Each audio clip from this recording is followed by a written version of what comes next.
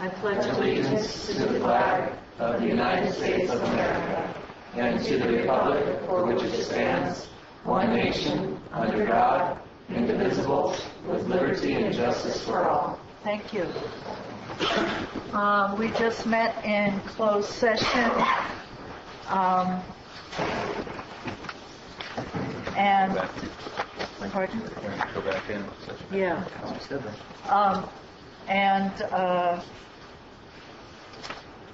Well, we met in closed session earlier, pursuant to Government 54956.9D2, potential litigation, and there was no action taken. The board also met in closed session to interview for an interim planning director, and as of yet there is no action taken. Okay, I'd like to open it up to public comment. If there's anything anyone would like to say that is not on the agenda and under the jurisdiction of the Board of Supervisors, please come up now. Joe Kelly, on the concept of the, not necessarily the interim appointment, but what's being done now while there is no interim appointee? Who has been chosen to be? No one. So who do we go to see if we want to go see the head honcho of the planning department? Me. You? Yes. Okay. So is that doesn't fall under the concept of politician, does it? No, that was only for promises, Mr. Kelly. Thank you. Madam Chair? Yes. I may. Yes. Technically, Joe, Rebecca Willis's last day is tomorrow. Oh, that's right. So, yeah. Still at the helm until tomorrow at 5 p.m. So then, next Monday you can call me. Okay, great. Is there any? I'm still waiting for a call from you. I know. I know. I made a promise. Is there anyone else who has an item they'd like to discuss not on the agenda? Thank you. Good afternoon. I'm kind of a fair written statement here, so I don't take too much of your time. My name is Jim Satcher, and I own Valley Springs Recycling.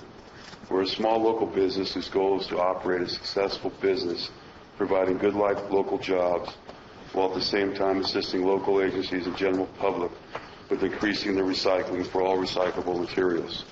Since inception, as my business has grown, I have endeavored to meet all local operating guidelines, and I believe that I have established a positive professional relationship with the local staff and agency. My business has grown from a CRV recycling center into a full-service recycling center. When I opened in 2006, I met with county staff and obtained the required conditional use permit to operate the business. In 2009, I met with the local landfill to offer a ferrous metal recycling service. As soon as conversations with the landfill moved towards reality, I contacted staff at the county to review my new location next door, in order to confirm that I would be able to expand my business at this new location. Staff confirmed that this would not be a problem, and in fact, since I was a recycling center, a new CUP would not be needed, and I received a building permit to expand our operation. Since 2006, my business has grown from 2 employees when we started to currently today we have 11 employees. I've spent more than $1.25 million of capital in the process. All of this was accomplished by working hand in hand with the county for all permits required. Most recently, a disgruntled employee submitted a working condition complaint with the county. A county health inspector has visited my business and identified operational improvements that effectively address my ex-employee's concerns. I agree with the improvements and plan to act on them in a timely fashion. It should be noted, however, that the disgruntled employee that reported these concerns to the county never brought his concerns to my attention. I realize it is my responsibility as an employer to proactively address and maintain safe working conditions. As a result of the health inspector's visit, new county staff has reviewed my permit status and deemed it to be insufficient for my current operation. Without my knowledge, they contacted Public Works and directed them to discontinue bringing ferrous recyclables to my facility based on their most recent review of my permits. You can imagine that this change in how county staff is interpreting my permitting is surprising. I am more than willing to review and address any issue that may be need to be addressed, but have not been given the opportunity to do so. I believe that I should be able to continue to operate as agreed upon back in 2009 when staff reviewed and improved my expanded operation. While I work to address any issue that needs to be improved, re-engineered to comply with county policy. Unilaterally suspending my permit without providing me the opportunity to respond and address has severely impacted my business. I'm here today to ask the board's help in some type of conditional approval so that I can continue to provide recycling services to the county and public. As the owner of Valley Recycling, you have my commitment that I will address any issues as timely as possible. It is my intent to operate a thriving small business in the Calaveras County for many years to come and completely understand my responsibility to operate within the guidelines outlined by the county. And in closing, it is my assumption that the majority of the members of our county board of supervisors are either small business owners or work for small local businesses. If my assumption is correct, I know each of you can understand the impact that this county staff action has had on my business. Each day my business is interrupted by this issue affects not only the short-term but long-term health of my company. In the spirit of cooperation and support for all businesses in our county, it is my expectation that county leaders and staff would support and assist through situations like this instead of taking action that severely harms and threatens the livelihood of hard-working, well-intentioned business operators. Shame on me if I am operating a business that is knowingly or fraudulently breaking known laws or guidelines. I think you will find that this is not the case in regard to my business. As I have stated previously, I am proud of the way I've operated and improved my business since 2006. I realize there are proper channels that should be used to address this problem, and I apologize if this is not the correct forum. But based on the timing of this particular issue, this meeting today, and the serious nature of this matter as it pertains to my business, I felt compelled to attend today's meeting and ask for your help in bringing this to resolution. Okay?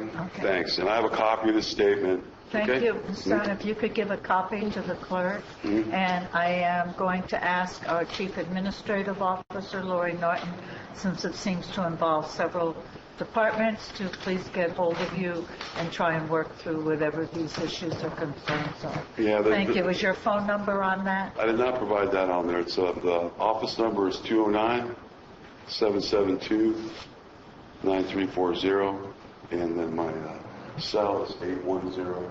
Slower. Okay. Do you have that? Okay, thank you. Okay. Thank you very much. Thank you. Does anyone else have any other comments they'd like to make on items not on the agenda? All right. I want to move to the regular agenda. It's a public hearing, and under Chapter 16.09 of the Code on Appeal of the Planning Commission's August 8, 2013 denial of Project 208060 tentative parcel map to subdivide 107-plus acre project site into 4 parcels in size with a remainder of 64.94.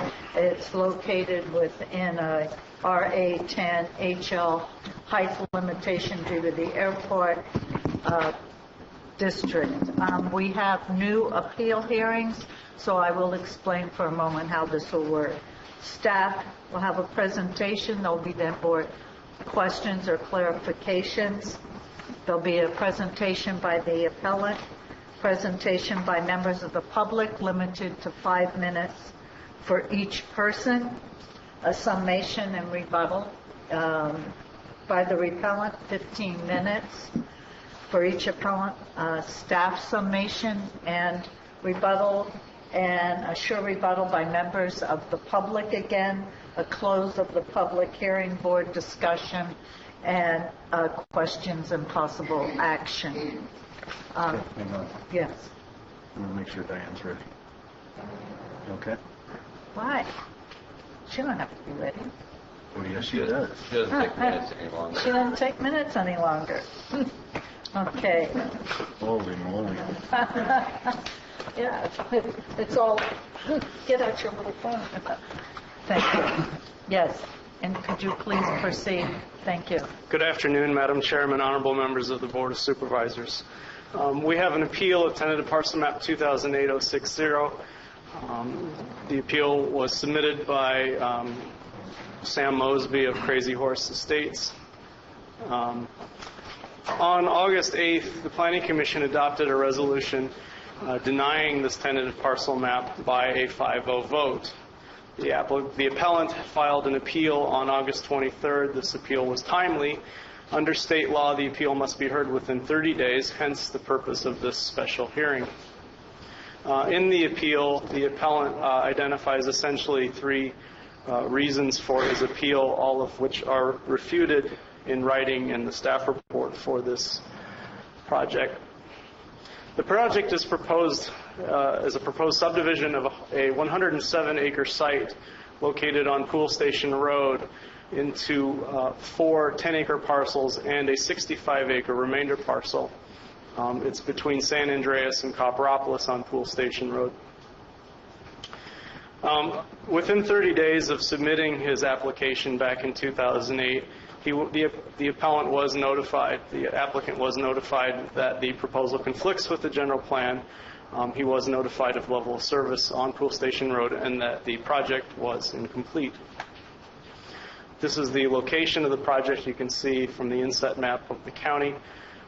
It's just south, straight south of San Andreas on Pool Station Road.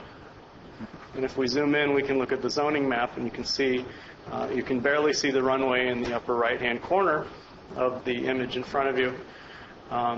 The property is residential agricultural.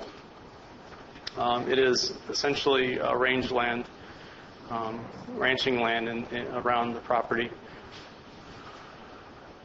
You can see the map in front of you. The 4 lots are in the lower corner or in the lower half of the tentative map. If you zoom in further, you can see there's a road network. There are 2 road accesses off of Pool Station Road to enter into this proposed tentative parcel map. You can see the location of the 4 parcels. The upper parcel just off to the top of the image in front of you is the remainder piece. The property is wooded and hilly. You can see a close-up of the roads and the road access. The location of the upper photo, you can see the road is obscured by a tree that had fallen down. This is a close-up of the current access.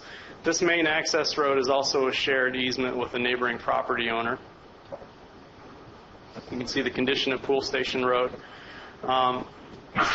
This road was widened by the applicant at some point in the process.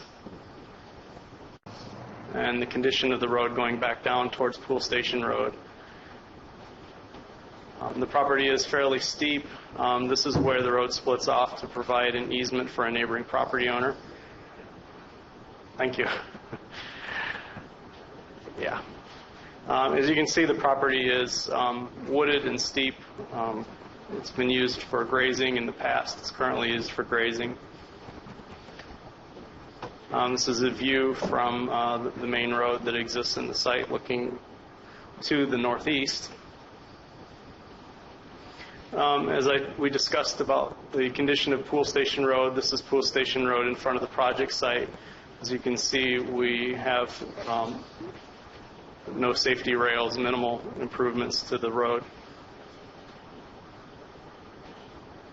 Excuse me, is that the service level D section? Yes, this section of road is a level of service D. That is correct. For parcels of less than 40 acres, the general plan requires level of service A, B, or C roads. Level of service is defined in the circulation element. The current definition is consistent with accepted engineering manuals and other agency standards, the level of service that we use in the county today.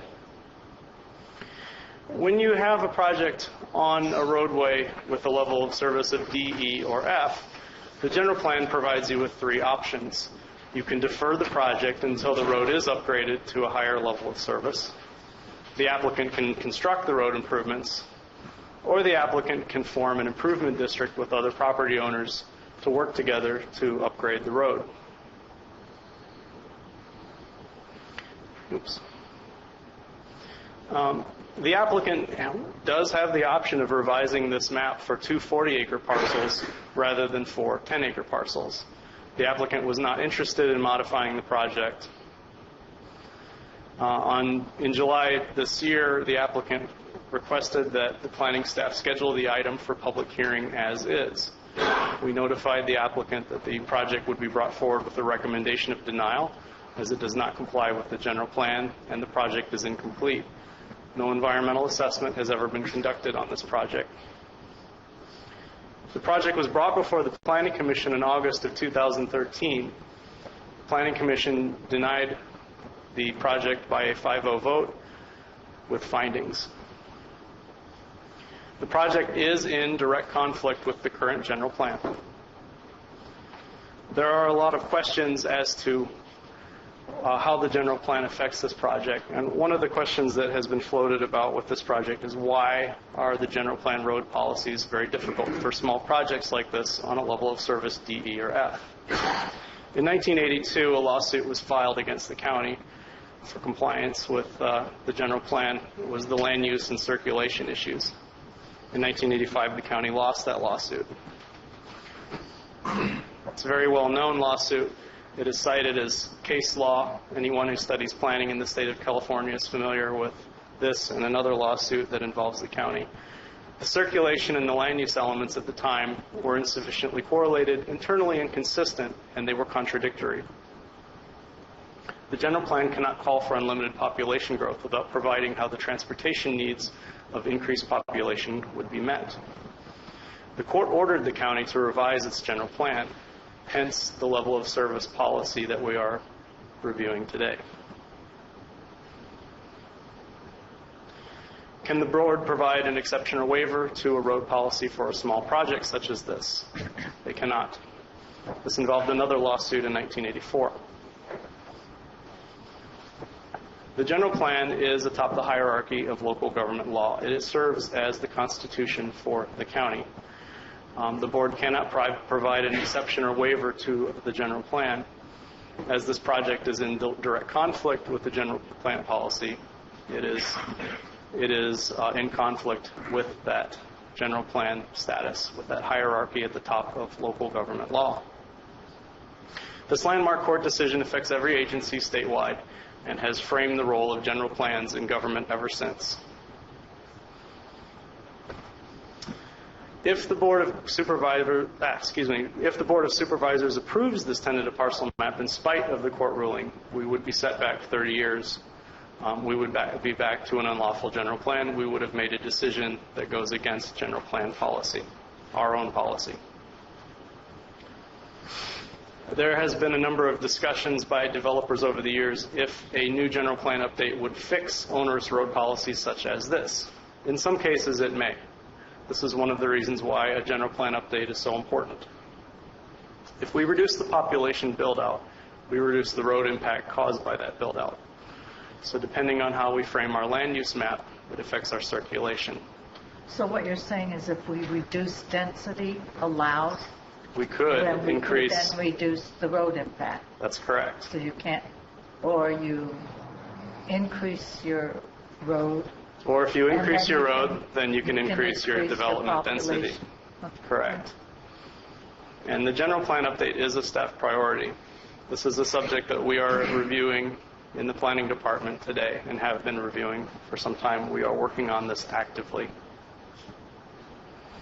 Unfortunately, Pool Station Road is a truck route, it is an emergency evacuation route, and it is a major connector between towns. It's unlikely that a general plan update will improve and allow more density on Pool Station Road at its current level of service. There are portions of Pool Station Road which do have a level of service C. This project is not in that location. The recommendation of denial from staff is based on the fact pattern, the merits of the project, and state law. We have received a number of letters. The list you see on the overhead is as of the time this PowerPoint was made. We have received additional letters from some of the public listed on the slide. I believe we received another letter from the Raiders, the Cassicks, and Mr. Infusino. The applicant has requested a continuance. This project has been reviewed by both the Planning Commission and now the Board of Supervisors. Staff does not recommend a continuance. The project has resulted in substantial staff time and costs at county taxpayer expense. To continue this further would increase those costs. And so we reach our recommendation. We are recommending that the board adopt a resolution to deny the appeal and deny the project. If there are any questions, I'll be happy to answer them. This concludes my report. Does the board have any questions? Any comments at this point? Okay. Is the appellant here?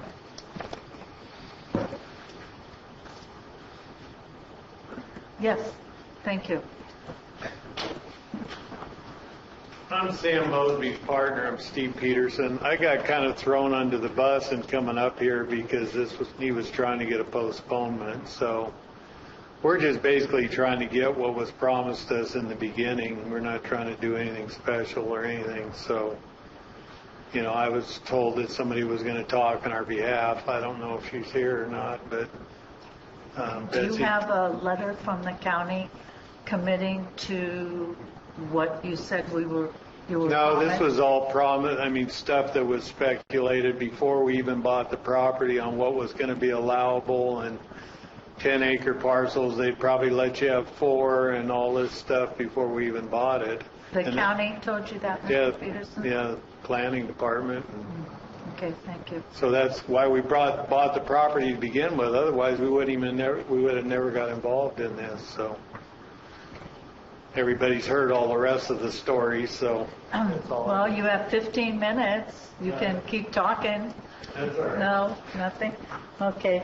So you're asking for a continuance. For how long?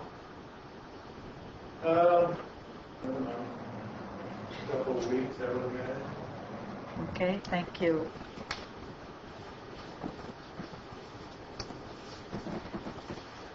Okay. Does any member of the public have anything they would like to say? You have 5 minutes. Okay. I move fast, so.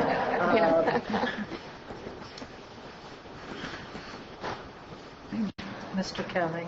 Joe Kelly. I take exception with some of the information that was posted up here that Pool Station is a truck route. I'm under the impression that the Highway Patrol has a limited truck route going on there, that you're not supposed to go from the north end to the south end unless you live on that road with any type of heavy truck equipment. And also that concrete or any other truck cannot go past the Circle 20, I believe it is, from the north side. So this type of thing needs to be brought to the attention of the public. If I'm hearing these type of, I'm going to say they're rumors because I have not backed them up, but I have heard it over the years. This thing of consistent or construct the road improvements, where would they be constructing them? Would they be constructing them from their driveway to the north, or would they be constructing all from that improvement that I believe was put in by CMI, brought all the way down to Highway 4? Okay. There's the pickle. That goes back to the pickle of how did CCWD build their facility? What did they do to accomplish their building? And they use Pool Station Road. They come off of private road there onto Pool Station, and they don't just go north. I go by them when I'm coming north, they're coming south. So how did this go along with any other facility that was built since the 07-242 resolution was put in place? Reduce population, build out, reduce road impact. It was stated that the 1982, and that particular lawsuit, but if you look at Garat Supra, another lawsuit that goes and basically strengthens the concerned citizens of Calaveras County. In it states the failure of the county to adopt objective standards and proposals as part of a consistent policy to make sure that population growth did not overwhelm the existing circulation infrastructure and that the circulation infrastructure would be increased to keep up with the population growth. So that says a little something that ties into that, but also says that the county's not been doing its job. When was Pool Station Road built? Was it in the same era as this road right out here, Mountain Ranch Road, 1945, 48, somewhere in that? Why have, after all these years, if it was, or even if it wasn't, if it was built later on, even in 1982, why in 30 plus years has the county never had any funds to do it? Well, I think this thing answers my own question. The county's never had the money, or it's spent the money elsewhere, mainly in Angels Camp.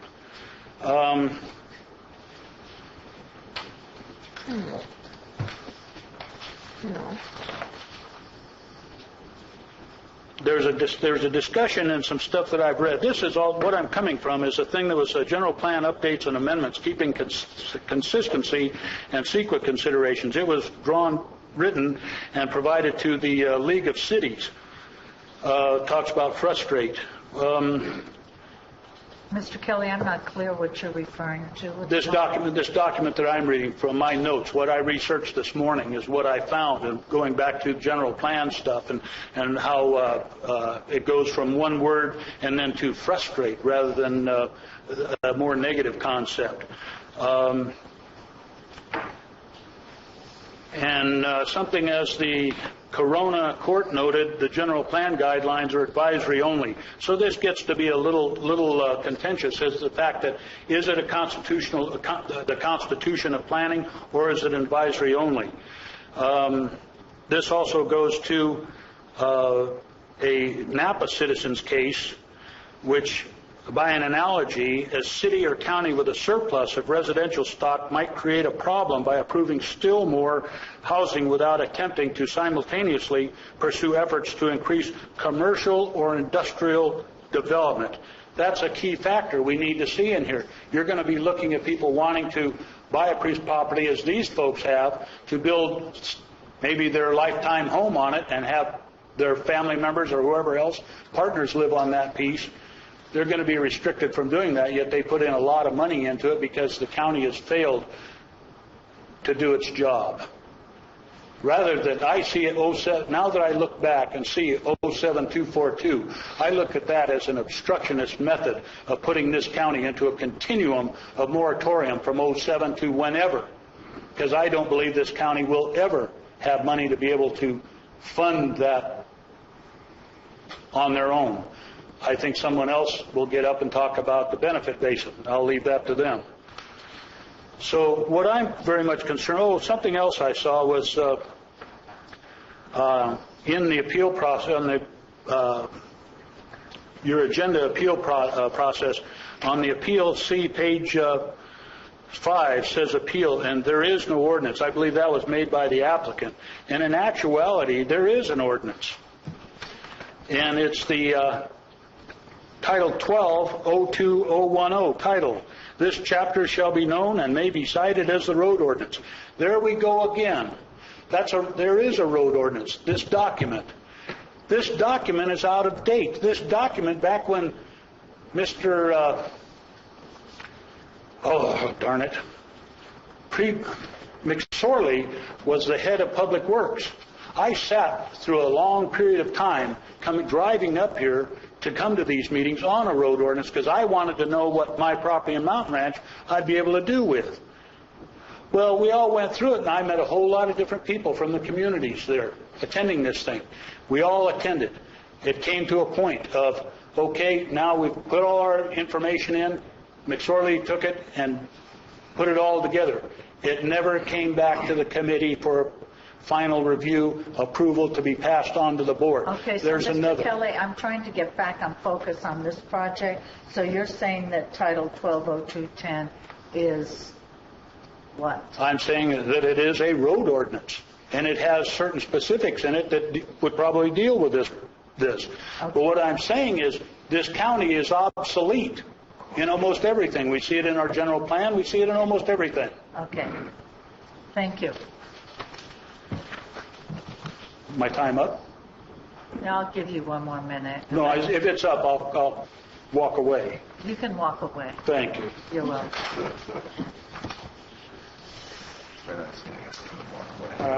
Good afternoon, members of the board. My name is Lou Mayhew. I would like to make the following comments. The decision on this project should be of interest to everyone in the county because it is essentially about whether the laws of the county will be upheld or whether the preferences of a developer will be allowed to override them and open the county to well-grounded lawsuits. The staff reports on the proposed projects are well written, well documented, and are not refuted in any meaningful way. They are a testimony to an outstanding planning director and staff that knows the law, works with developers to approve projects within the law, and has the integrity not to be pressured into recommending projects that go beyond that. If you deny the appeal, as I think you should, some may use it as evidence of a planning department and board unconcerned with economic development.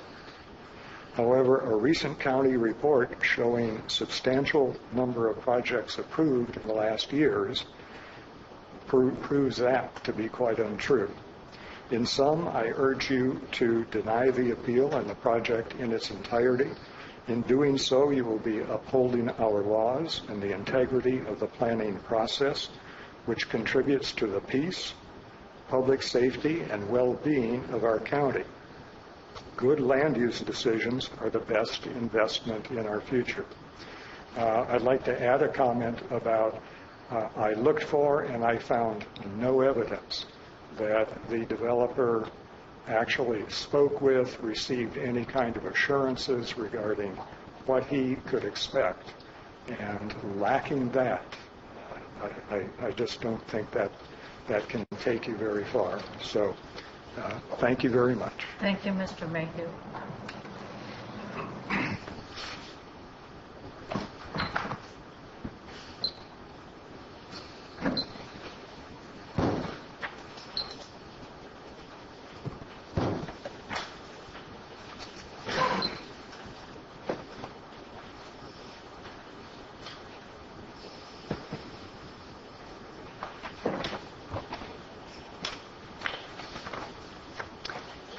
Good afternoon, John Buckley representing the Central Sierra Environmental Resource Center. I'm planning to be brief because I don't believe that the matter before you is either complicated or unclear, and my guess is that most of you are pretty aware of where the board needs to come down on this. As the board has in your packet information, you're aware that the tentative parcel map application before you is not consistent with the circulation element of the 96 general plan, and that the applicants were informed of this. And I'm not going to speak to the fact that it hasn't had its environmental analysis completed and that you couldn't approve it anyway at this point. That's not what the appeal is about. But on behalf of the center, I'm underscoring why it is essential for the Board of Supervisors to deny the appeal today. And a key thing that's in here is just one sentence that was listed by planning staff is state law mandates that all discretionary projects, including maps, can only be approved by the county if there is a finding that the project complies with all applicable provisions of the general plan. It's like it's a no-brainer. And it's also in your packet that it is a fact that the Board of Supervisors chose to limit growth on level of service D, E, and F roads rather than limit growth in the land use element. They adopted implementation measure Roman numeral 37C2 into the circulation element, and the amended 1985 general plan and 96 general plan include the same implementation measure. So in response to the appeal, our counsel, Schutman, Haley, and Weinberger, provided a letter of August 27th responding to the appeal before you at this time. I'm only just touching on it. You guys obviously have read your packet. But one point is that of prime relevance to this appeal, the applicant's complaint that the county may not rely on level of service to evaluate the condition of its roadways runs counter to long-established transportation planning in California.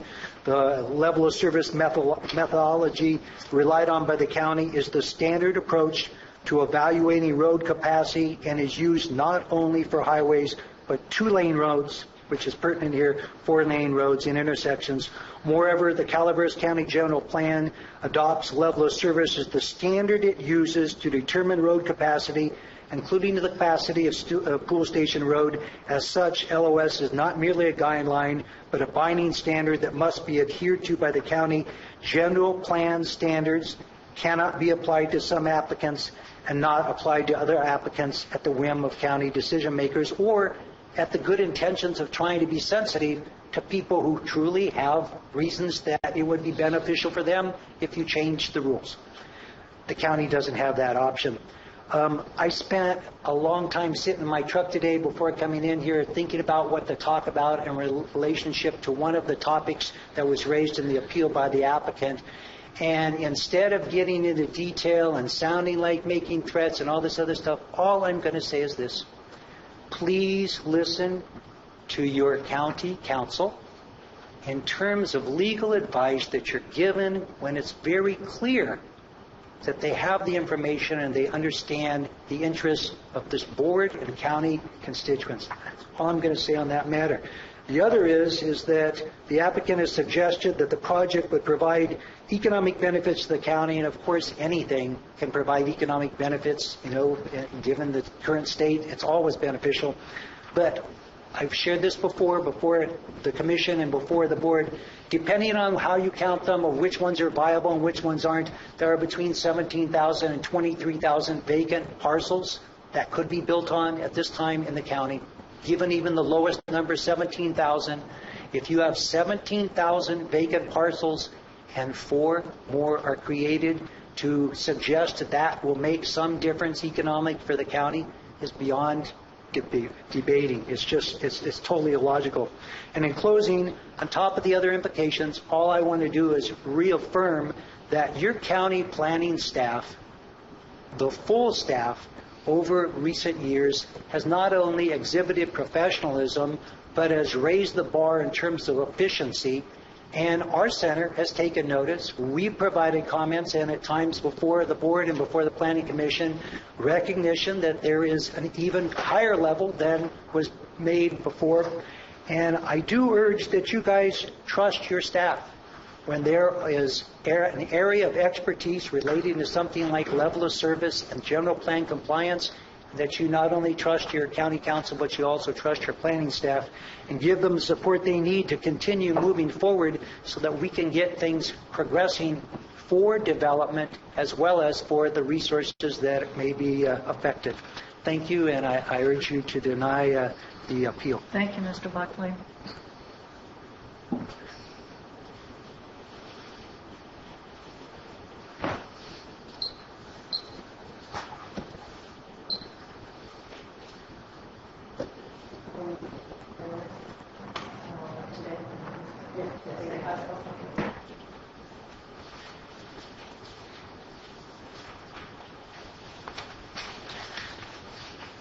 Colleen Platt, My Valley Springs.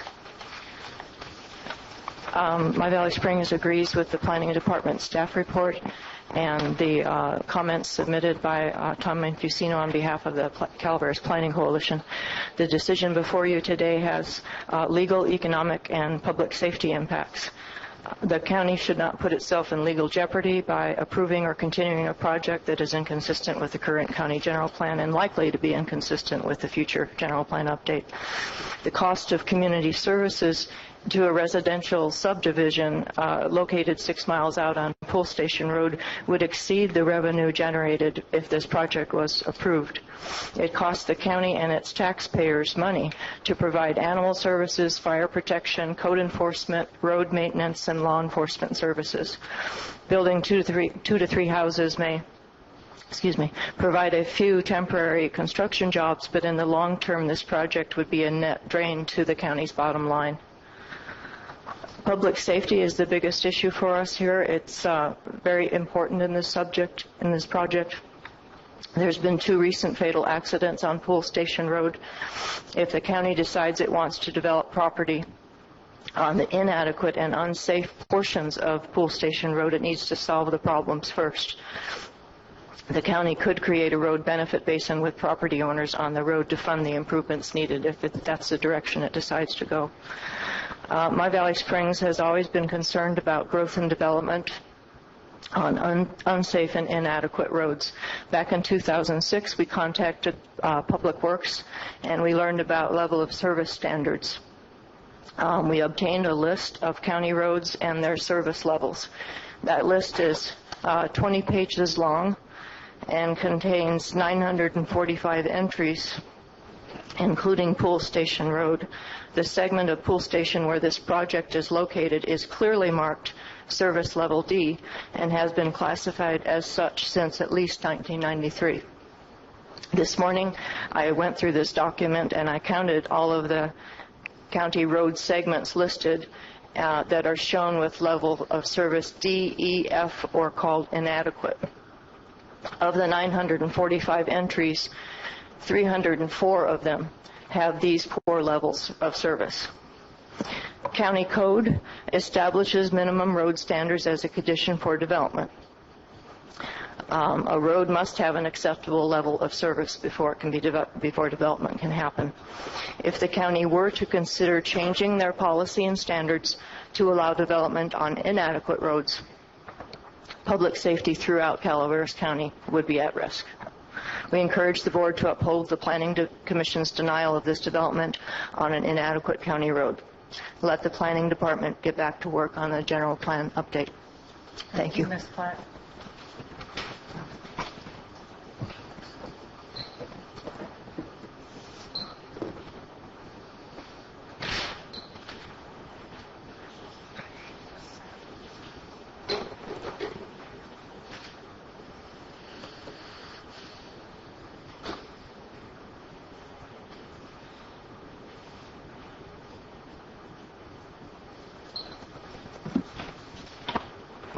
Good afternoon, Tom Infacino, Calaveras Planning Coalition. I have 8 points to make, so I'm going to be brisk. Number one, the choice before the board is to uphold the Planning Commission's unanimous decision to deny the project because of its inconsistency with the general plan provisions that are the basis for a court order validating the 1996 general plan, or to direct the Planning Department to continue to spend time processing a project that the applicant refuses to conform to the 1996 general plan. 2, the legal analysis in the staff report is correct regarding the requirement to deny a project that is inconsistent with the 1996 general plan. 3, staff is correct that the highway capacity manual can be relied upon as substantial evidence to support the board's finding that the project is not consistent with the 1996 general plan. I have a degree in planning and a law degree. I have worked on transportation planning issues in the Sierra Nevada foothills for over 20 years, from as far north as Grass Valley to as far south as Mariposa. I have observed roadway level of service standards used by cities, counties, and Caltrans throughout this region as a means of land use and transportation planning. I have seen the highway capacity manual applied in other counties as a standard methodology for calculating level of service on roadways just like Pool Station Road. 4, we agree with the appellant's implication that the 1996 general plan could do a better job of referencing the documents it relies upon and including them in conveniently available appendices. The Planning Department and its consultants are trying to do just that. They're trying to do a better job of getting that relevant planning information in one place in the general plan update, and we at the CPC support this effort. 5, the appellant argues that the project should be approved because it is caught up in a flaw in the 1996 general plan. The appellant should be careful what it wishes for. The staff report is correct, again, in its legal analysis, that a project with a nexus to a legal flaw in the 1996 general plan cannot be approved. 6, improving Pool Station Road remains an option to solve one of the project's problems. I've submitted a CD with 26 photos providing examples of the challenges on Pool Station Road. And some of you from outside of this area, from the from the other side of the county. Go ahead, say it. Maybe I'm familiar because Pool Station Road really is two different roads. Here in San Andreas, if you drive around and it's wider, the pavement's even, there's even some shoulder areas, there's even some signage, there's even left-hand turn lanes. Down where this project is, it's a very different roadway. The pavement is patchwork, the lanes are narrow, very few places to pull over and let people pass, a lot of short sight distances. It's a very challenged road. So if the board wants to approve this or similar projects, it should do so legitimately by solving the road problems that are getting in their way. 7, there was talk of a continuance, not of the project application, but of this hearing so that more evidence could be collected. We at the CPC encourage public participation in these sorts of hearings. If there needs to be continuance, we don't object to that. However, we want to remind the board that this is a quasi-judicial appellate hearing, which means you can't do ex parte communications while it's continued. So the reason I bring this up is because in other counties where supervisors are not as ethical as you, I've seen them go on private tours of the property where there's no give and take with the opposition, and that's just not a fair way to run a hearing. So I just bring that point up in case you are planning to do a continuance. And that county shall remain nameless, by the way. Finally, You have 30 seconds. okay. People have valid reasons for caring about a project being inconsistent with the general plan. We all depend on the general plan to fairly balance our conflicting property interests. I think, in conclusion, I'll just say that this project is an example of the need for a valid general plan update that will make some of the tough decisions to lead us back toward economic prosperity. Calaveras Planning Coalition has been supportive of such a general plan update from the beginning, and we look forward to the upcoming release of the public review draft general plan text. Thank you, and God bless. Thank you. Are there any questions? No. I do want to clarify, unless Mr. Peterson wants to, they are not asking for a continuance for more information. They're asking for a continuance so Mr. Peterson doesn't have to be thrown under the bus. Did I get that right, Mr. Peterson? Thank you. All right. Alice Gallant, Taxpayer Association. And I agree that it's not good to throw people under the bus. And also I agree with Tom that the county should make some effort to improve Post Station Road based on its traffic count. I use Post Station Road twice a month when I come to these meetings, and sometimes I don't see another vehicle, and then once in a while I'll see 1 or 2 cars coming in the opposite direction. So it's not a heavily used road, and I've never seen a truck on the southern part, the more narrow part, ever since I've driven it. And it's for years now, 5 years. So, but the main point, I think, is that when the applicant purchased the property, it had zoning in place, the 10-acre zoning. And it was reasonable for him to assume, and also for the planning department to tell him that he could expect to break the parcels into 10-acre parcels. And subsequent to that, there's been lawsuits, there's been problems with the general plan, there's problems with the circulation element, but all these problems were not caused by the applicant. The county didn't do it right, or either that or the courts were in error in some of the rulings that they made.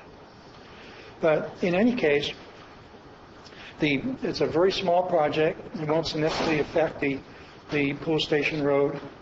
The designation of D is somewhat subjective because it's like an opinion of what's a C and a D, and when it's marginal, it go either way. There's a couple places on Pool Station Road that would kind of indicate it to be more of a D than a C, but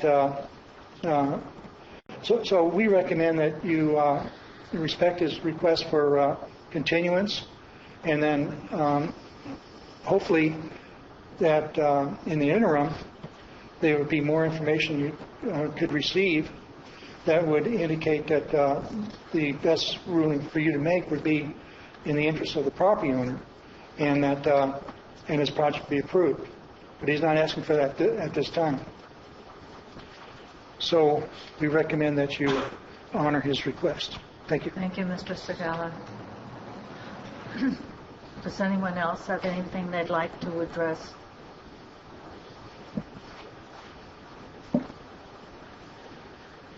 Libby Rader-Kasich. I'm the neighboring property owner, and I thank you for my opportunity to speak with you today. I've lived on Pool Station Road my entire life. I can contest that I live right on the road, that it is a level service D. Actually, I could probably argue that it would be an E, D, or lower, B or F. It's very narrow. It's a very dangerous road. According to the applicants, I hope you don't continue this. This has been heard several times. We've all taken a lot of time. County staff has taken a lot of time to present this. Actually, they are the ones who asked for the appeal. I think they should have made a stronger effort to be here today if they feel this strongly about this project. It's not your fault. It's not our fault that they can't be here. I don't see why we need to take any more time to discuss this. When they bought the property, the general plan was in place that stated the Pool Station Road was a level D. They should have done their homework better. It's not our fault that they didn't. It's not your fault that they didn't. I just hope that you can, agree with your planning department and agree with your planning commission and go ahead and deny this project today. Thank you. Thank you, Ms. Kasich.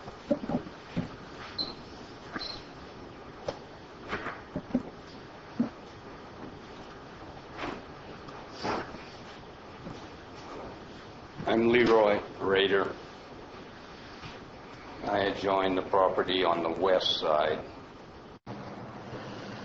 and we've been ranching there since the 1800s, 1860. I just asked the Board of Supervisors to uphold the Planning Commission Department recommendation. The thing, I'm worried about a lot of stuff because you put this in the middle of agriculture and there's a lot of problems. It's all big acreage around there, and then here you have this. And the biggest problem for me, I think, is water. All our ranch land is fed by natural springs. So you put this in and you start drilling wells and they start drying me up, and then what happens? They said that it wouldn't take any more than what's there now. The houses, 4 houses, wouldn't take any more water on 40 acres than with the cattle. Now, I don't know how they figured that. I figured 20 acres per cow to run year-round. So if they've got 40 acres and you want to run cows on it, 20 cows the acre, you can run 2 cows. So my cows drink about 20 gallons a day per cow. So 2 cows would be 40 gallons. So if you put 4 houses and they're going to get by on 40 gallons, that's 10 gallons a house. Correct me if I'm wrong. So I don't think anybody can get by on that. I don't even think our ancestors in the teepees did. So that's my main concern, is the water, and I don't think this should be gone any further. It went far enough. We've been here and went over it and over it. I don't know how many times we've done it. Marita knows that. And Pool Station Road, he said it was built in the 40s. It was built in the 1800s. There's still rock walls holding Pool Station Road up in places, just right close to where they're at. So I'm not going to get on my soapbox because Marita will have to shut me up. So I'm just going to say, please follow what the Planning Commission and the Planning Department has done. I Thank you, appreciate Mr. it. Rader. Thank you. Is there any questions? No, thank you. Thank you. Does anyone else have any comments they'd like to make on this? Okay. I want to bring it back to the appellant. Mr. Peterson, is there anything else you might like to say based on comments from the public? In the other half. Sherry Peterson owning property with Sam Mosby. I wish I could speak better. I wish we were prepared for this. Our engineer and Mr. Mosby couldn't make it on this particular date, and they tried to just get this date changed. It wasn't that they haven't done their homework. We also did our homework before we bought the property. And I went to the zoning department, planning department, public works with Sam before we bought it. And I don't know what has been put in writing, what hasn't. Maybe there's logs way back of signing in. We were told that it was zone 10-acre parcels.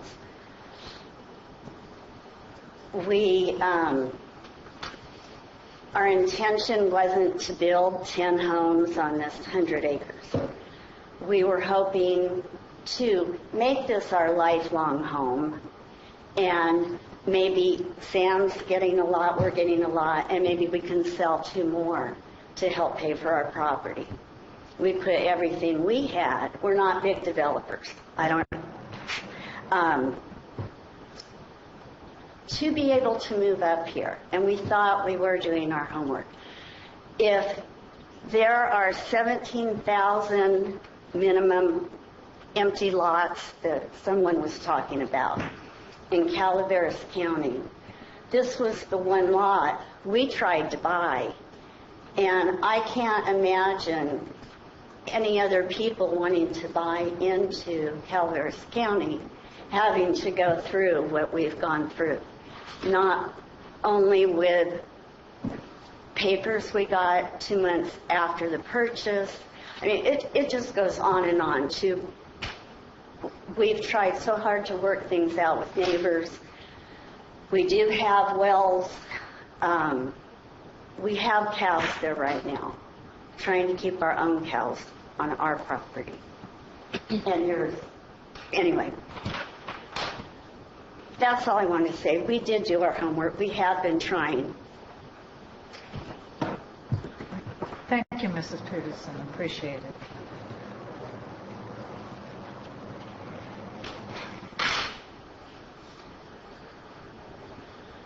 Any other?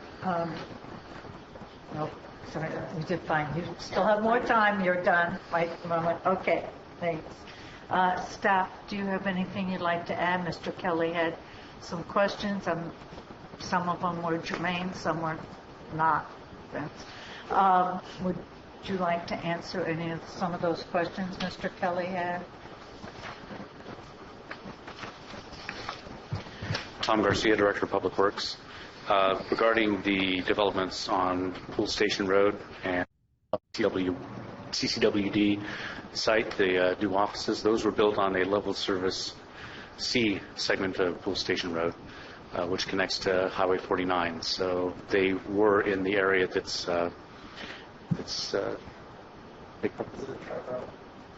that section is a truck route out to the cement plant, yes. Okay. It is also in the general plan as a major, not a major connector, pardon me, an arterial. And what was stated in the planning department's presentation is correct. It is an emergency access. The other comments on the circulation element, I think it's inaccurate to state that the circulation element is problematic. The circulation element is doing what it's supposed to be doing. It is it identifies level of service when people come in with developments. Level of service is either it is provided to the county by those seeking developments. So it is a living document. Or circulation element is part of the general plan. The level of service is a living document that is studied on a case-by-case basis. I believe that's all the... Mr. Garcia, Yes, ma'am. Mr. Kelly mentioned Title 12-0210. I don't have the book in front of me. Do you know what that one is? Actually, I do not. Oh, okay. I will have to look that one up. Maybe we can get back to But I defer to the county's adopted circulation element of the general plan, and the methodology that we use is consistent with other counties in the state to determine the level of service. Okay. Thank you. Ms. Ethel, is there any questions you wanted to answer Ms. Elliott about the Napa case or all those things that he's good at throwing out? Nothing? Okay, thank you. Maybe that's a conversation that can be held at another time. All right. Under the new rules for appeals, the public has another opportunity to speak. Does anybody else want to speak? John Buckley, I'll be very brief. Two things. One is, anybody who's here who doesn't have sympathy for the applicants would be cold-hearted. I mean, let's be honest. Anytime people have invested in something, it matters. So I'm not in any way dissing the issue that's related to them.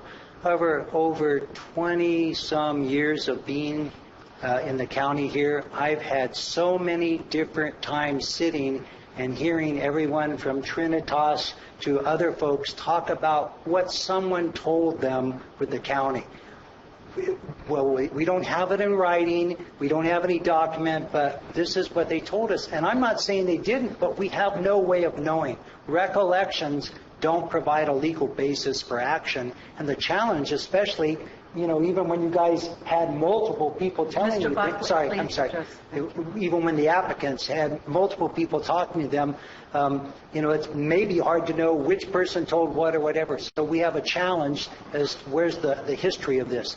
The second is that in terms of them being concerned about 17,000 vacant parcels because of problems they have, I was not referring 17,000 parcels to be subdivided. Those are 17,000 parcels that are able to be built on, or 23,000, whichever figure you use. But the last thing I deal with is they mentioned that the engineer and the woman who's going to speak couldn't be here today. With all due respect for continuance, our center and other people have invested hours and hours and hours, travel time, and in the case of a choice we made to invest in legal representation and involvement, our center, just from donations, has already spent more than $2,000 responding to this particular appeal. And to now suggest that because they didn't show up, that continuing it is beneficial, I think the evidence is clear for you to be able to act. If you do decide to continue it, that's certainly something we defer to your judgment on. But I do think that there's more than just the fact that it would be convenient for them if they could have someone come at a different time. Thank you. Okay, thank you, Mr. Buckley. Does any other member of the public have anything else they'd like to address? Joe Kelly, just to answer your question, Title 12 and 02010 is the Streets, Sidewalks, Public Places, Chapter 12.02, Road Construction and Maintenance. That is what is there and says it is your road ordinance. And the information there is somewhat germane to this. The other thing I'd like to, I didn't find out was from this, and my question was, and I do appreciate Mr. Rader for bringing it up, that it was built in the 1800s. I was talking about maybe being paved, but to know back then that it was built the way it was. So how far would the applicant, if they wanted to come in and go forward, to be able to bring their project forward, where would they have to construct from and to? There's the key question. I see all the development, and I just heard why CCWD got out of. Did they have to pay anything, pay back to CMI, any kind of return funding for their benefit of use of that part?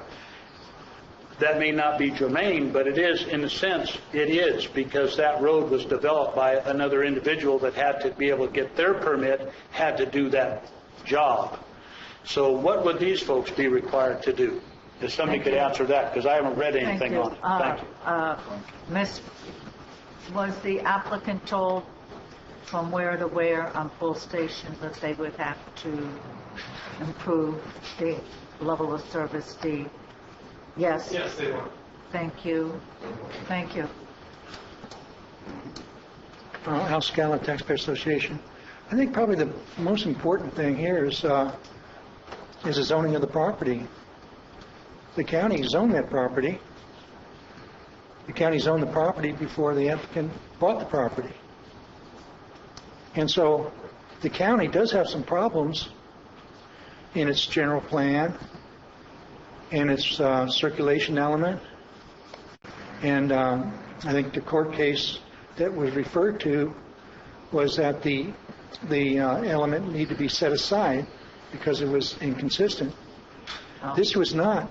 This was interpreted to mean that the person would be denied the use of their zoning as its own. I don't think that's a proper application of the law. And I think that by doing that, by denying them their project on property that's zoned properly for that, you'd be denying them their basic property rights. And that's not a good thing. Thank you, Mr. Segala. Thank you. Yes. Just wanted to make a brief comment on a couple of things. The Title 12 that Mr. Kelly was referring to is actually our county code, and the county code section is different than the general plan. And ultimately, the other case that they're referring to, I personally have not read that case. However, there is a substantial amount of case law that is very clear that any kind of finding that the board would have to make a consistency binding. So I suspect that what Mr. Segala is referring to is that any project where the board can't make a consistency binding, that or if it's approved without the consistency, it's going to be set aside. And ultimately, if this project does have appropriate zoning, they still have to be consistent with the general plan. And yes, as my colleague, Mr. Morgan said, the general plan does precede zoning. It is a hierarchy.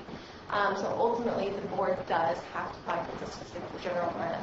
So what you're saying is our zoning code doesn't match our general plan, but that's a subject for another day. No, let me address the real issue there. The zoning is consistent with the general plan. What this applicant is seeking is a subdivision map. If the applicant wanted to pull a building permit that was consistent with the zoning code, it would not require your approval. It would not require compliance with the general plan. That was already done at the time it was zoned. It is the map that needs to be consistent with the general plan. So there are private property rights on that property. They can pull a building permit as long as they comply with all the building code requirements. They can build a house. They can run cattle. Mm-hmm. Real quick. Thank you, Ms. Allen. And since I'm talking, Wait just a minute. I just want to put one other thing in the record. The public hearing is still open. A question that's been posed repeatedly through correspondence is, why was this not continued without having this public hearing? And it's in the board packet. It's also referenced in the government code at 66452.5. It's part of the Subdivision Map Act, and it says that this appeal hearing shall be held within 30 days. So we were required to open this public hearing within that time frame, which did not allow the board to continue this without opening the public hearing. So I wanted the applicants, to know that that's why, and that has been asked many times in the correspondence, but it was addressed in the board packet. Thank you. Ms. Peterson, did you want to say something? Just real quick, so it's on the record. I do remember one person's name that Sam and I talked to before we bought the property, and that was Packinger. I don't read Packinger. What has happened is there's been such a turnover in the zoning and the planning and the county and all that, but he was, I remember that name. I wish more than anything we had gotten everything told to us in writing. we thought, again, I just wanted to say, we thought we were doing what we needed to do. All right, thank you. I just want to add one more thing. Unfortunately, the law provides that statements of staff are not binding. They cannot override a consistency with the general plan. I know that's a difficult concept when you come to the county and you do your research, but ultimately, statements of staff are not binding. It's a concept called equitable estoppel, and the courts have found that type of statements do not override the public interest in complying with the consistency requirements of the general plan. So I don't want it to get out there that you can rely on what staff tells you when there is a general plan issue. I know it doesn't sound good, but I just want that out there so people understand that. Thank you. Mr. Garcia, is there something you need to say? Just wanted to, the board knows that Robert Packinger still works for the Public Works Department. The application that originally came in for this project was for a single-family residence and a driveway for a single-family residence. After that application was received, there was a subsequent application for a subdivision. So what we were acting on is a single-family residence and a driveway encroachment permit. And I believe that documentation was provided to the Planning Commission as included in your packet. Thank you. Thank you, Mr. Garcia. Okay, I want to bring the discussion back to the board. I'm not sure if I am going to close the public hearing or I am going to keep it open for the future. It depends on the action of the board. Did you want to start, Mr. Edson? Sure. I came into this late. Mr. Mosby got a hold of me, and we discussed his project. And of course, being pro-growth, I wanted nothing more than to find a way to make this project happen. I didn't know anything about it. So as I learned about it more and more, I could see that there were some challenges there. I met with Mr. Mosby at Planning Department, and we went over with Rebecca, and Andrew was there, and we went over the law, the general plan and the law on it. And so at that time, Mr. Mosby was given alternatives.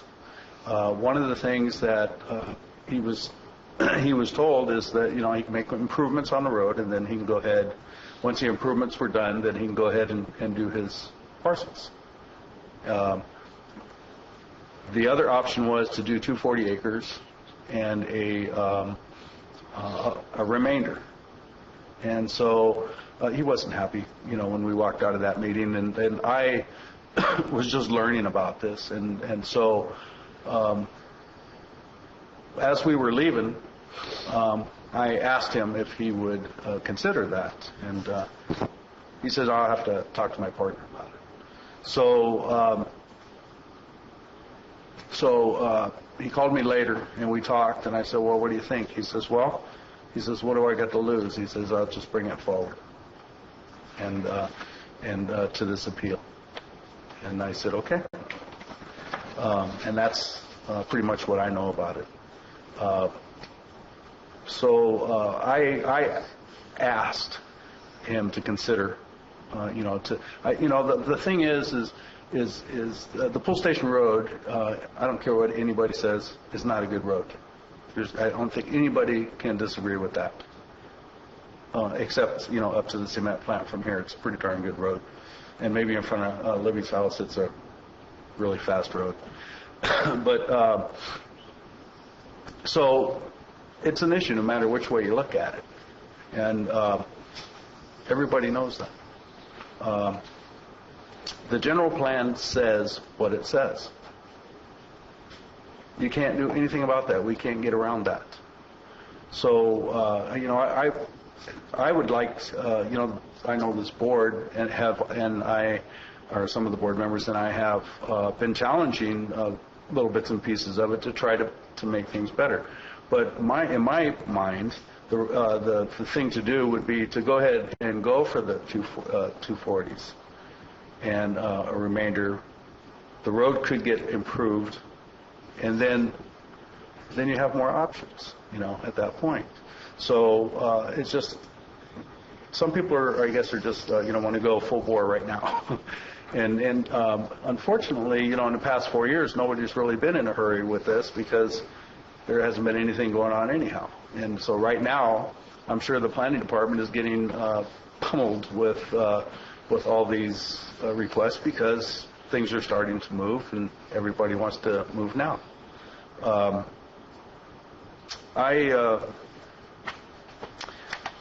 According to the law and what's going on here in the county and our general plan and the rules that we have in place, I just don't see a path forward as it is right now. The right thing to do would be to try, in my mind, would be to go ahead and do what you can do there, and then in the future when the road gets improved, then there's possibilities for what you want to do, and that at least you're not totally out. Sometimes I'll go into some of these meetings myself, and I'm looking for a solution on a particular item, and that's what I'll hear. I'll hear that solution on a particular item, and it's not necessarily what it means. So later on, somebody kicks me in the butt, and then they make me realize what it means. So there's opportunity for that, especially with planning and with all the rules and regulations and the laws that we have in place. It's pretty easy to get confused sometimes, and that could have been a possibility. I don't know. All I know is, the history that I've had with Mr. Mosby and what we went through with planning. And when I went into that meeting, I didn't know either. And when I walked out of that meeting, it was clear to me what the general plan said, what the rules around the parcel was, or the map was. And that was pretty cut and dry to me. And so at that point, I was trying to say, okay, Mr. Mosby, let's do what we can, and then in the future, something else can possibly come along and get where you wanted to go at that time. So that's what I have to say about it. Then Supervisor Ponte, Supervisor Rao. Yeah, just a few thoughts. For the record, I've met Mr. Mosby early on when I came into office. He was introduced to me by Mr. Brolio, who came to my office and wanted to talk in general about, planning and building and, getting our economy back on track. And when Mr. Mosby told me a little bit about his project, I said, oh, he's in Mr. Edson's district. and so I didn't know much about the project except to say, he had 100 acres and wanted to develop, and at that point I didn't know in what area.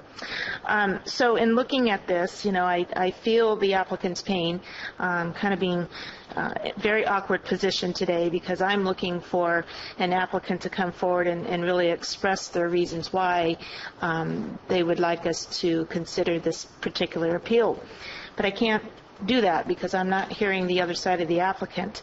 What I do have is a very thorough report, I believe, from the planning department in hearing public testimony today, and there's so much conflict with the general plan on this project that I'm supporting the planning commission's decision here. I find that the project as it's being presented just doesn't fit within the general plan. Primarily that circulation element needs to be dealt with. I'm also disheartened to know that a $100 fee was paid for this particular project, and there's been countless hours being spent over 2008 on, and to know that we're sitting here at this point to hear this appeal process and have nothing really concrete from the applicant to change my mind. So at this point, I'm supporting the Planning Commission's decision. Mr. Wright, did you have anything to say? Mr. Spellman, did you have anything you wanted to say? I'll need a moment. I'm still contemplating something here. Okay. I will.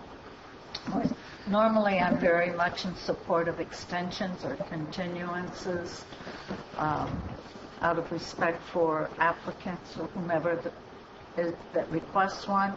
But since I will uphold the Planning Commission's decision and support the resolution to deny the tentative parcel map, I do not want to support a continuance of this because my decision isn't going to change today or in 2 weeks or in 30 days, so I don't support a continuance which has been requested of the board. I'm not sure where Mr. Edson is on this. It is in his area where the rest of the board is, because that has been requested of us today. Mr. Spellman, are you done yet? Ready? Well, I'm going to have to be because it's my time, right? Unless Chris wants to say something. It's here, Chris. Mr. Wright, Supervisor Wright, doesn't have anything to say. Well, first of all, I'd like to start my statement by agreeing with Mr. Buckley from CSERC that anyone listening to this proceeding or subsequent proceedings would have to be heartless not to feel for the outlay of capital and expectations of these applicants to do something with this land. That's just first off, and I would say that I'm not cold-hearted, and I do feel for you. Second of all, Mr. Segala brought up a good point, and I was already thinking it before he came to the microphone, and I find that interesting since Mr. Segala is a broker and real estate broker, and I myself am a licensed real estate salesperson since 2001 in the state of California, and I'm still currently licensed. I've never been sued in a court of law, knock on wood. There's real wood under the plastic. Because I very thoroughly investigated all sales in my business dealings, whether I was representing the buyer or the seller. I would say that in this particular instance, if your realtor, real estate salesperson, or licensed broker that was involved in the sale of this property gave you any indication that could be proven in writing from your purchase contract that they would hold a legal liability. And personally, when I was professionally involved, I had a $2 million policy for errors and omissions. In the event that I made a mistake and my broker didn't catch it and my secretary didn't catch it, it went through like a 3 or 4 step process. So if it made it through all that and nobody caught the problem and we ended up in court, I had $2 million worth of insurance to cover in the event that that happened, which it never has. But that's something that you might want to look at if you feel that anywhere on your purchase agreement that it says in writing has any language mentioning the applicable uses of the property or potential uses of the property. Sometimes those things would be relayed usually by the seller. Most often will make claims that may not be substantiated in their listing. A famous one that lawyers went up and down the state for was when people said they were selling a house with a jacuzzi tub. Well, jacuzzi is a brand name, so if it wasn't actual jacuzzi brand, they could be sued. So there's technicalities like that. If statements were made in the listing agreement about what could be done with this property, and those led you to believe that you could do that, and that wasn't the case, then you do have a ground, a legal standing to pursue that. So that's another thing I wish to impart with you. The other thing here, and our county attorney is not going to like this, and I need to make very clear that I am not an attorney. I'm only speaking as a person who's knowledgeable in real estate matters and someone who cares for your concerns, even though you're not my constituents, still in the county, and I still care about you. I will tell you that it's my opinion, personally, the things that have been cited by our county council and our planning staff level of service, roads, all those things they're talking about are absolutely Loctite. There's no way that this board could approve that without getting ourselves into an ugly lawsuit, and we would definitely lose. So just bear that in mind. But I would also say that, just like Mr. Segala stated, if I was your realtor, I would have done more due diligence. However, that's past. Of course, the horse is already out of the barn. However, I'm going to make this statement for the record, and you might want to get a copy of it or watch it on the television and write it down. So I'm going to make this statement. I believe, not being a lawyer, that the county of Calaveras has legal culpability for not changing the zoning of this property to comply with the general plan. The owners and applicants, in my opinion, had a reasonable assurance based on the RA10 residential agricultural 10-acre minimum zoning to be able to subdivide and sell this property as you wish. That's not something that's legally available for us to give to you at this day and time. However, like I said, the key words here are legal culpability for lack of changing the zoning, and that you had a reasonable assurance at the time that you purchased the property that what you're attempting to do should have been able to be processed. And you'll need to speak with an attorney to find out what your avenues are in terms of pursuing that any further. But I will have to agree with the majority that we, at this time, must deny this project. Thank you. All right. No further comments or questions from the board. Mr. Edson, is there any action you would like to take? Wait. Madam Chair, before you take any action, you need to make a decision on the request for continuance because you need to close the public hearing at some point if you're not going to grant a continuance. Oh, well, I said it, so, okay, got it. Do you need a motion, or you're just going to close? We need a motion for that. I think for the record, it's appropriate we do. Is there a motion to continue this item?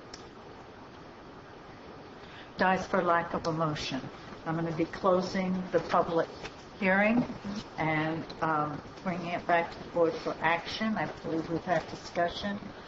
Mr. Edson, did you want to make a motion? Sure. Since this is my district and I've been involved in it so much, I got to tell you that I wish that this could go through. And I have hammered on every single department here trying to find a way to make it happen for you guys. Tom knows. So I got to tell you that there's no way that this will work the way it's here. It won't work. And unfortunately, we have a bunch of rules and laws in place that are disallowing it to happen. And it will work if you want to make improvements on that road, but we all know that's going to cost a fortune, and I don't know anybody that can afford that. And so, we're kind of messed up in this county as far as roads go, and really even the processes around trying to find ways to fund them and fix them without a property owner coming in and spending every last dime that they have to make those improvements. We're kind of stuck. And as much as I hate doing this, because and I just want to let you know, I met with you guys too before, didn't I, in the restaurant? So, and you know that I was bright-eyed and bushy-tailed after this deal. It irritates the crap out of me to have to deny it, because I hate it when people can't do what they want with their own property. So, unfortunately, our county seems to have just too many obstacles to do with what you guys want to do on this particular request. So in that instance, I move to, or I make a motion that we must deny this project, as much as I hate to do it. Is there a second? are we denying the project or upholding Denying the appeal. Denying the appeal, I'm sorry. There's a resolution that's already before the board. It's a resolution denying appeal number 2013-24 and denying tentative parcel map 2008-016 in its entirety. I'll second. Motion by Supervisor Itzen, a second by Supervisor Fonte. All in favor? Aye. Aye. Opposed? So moved. Thank you, Mr. Peterson. Mrs. Peterson, we're sorry. Okay, I'd like to move to the next item, review of correspondence, reports, etc. Do you have anything? I have none. Okay, I do have one. I've been talking to the Fair Board. They would like to make a presentation, just a 15-minute presentation on what's happening, what they're doing. Right now? No. Oh. Just I'm asking your approval to tell them. They I thought you said right Yes. Yes. Well, but- I am open to that. yeah, okay. Yes. Someone, yes. Okay, thank you. Do you have anything? Mr. Spellman? Nope. Adjourn to closed session. I will, but do you have anything you want to say first? Okay, we're adjourning back into closed session. Thank you.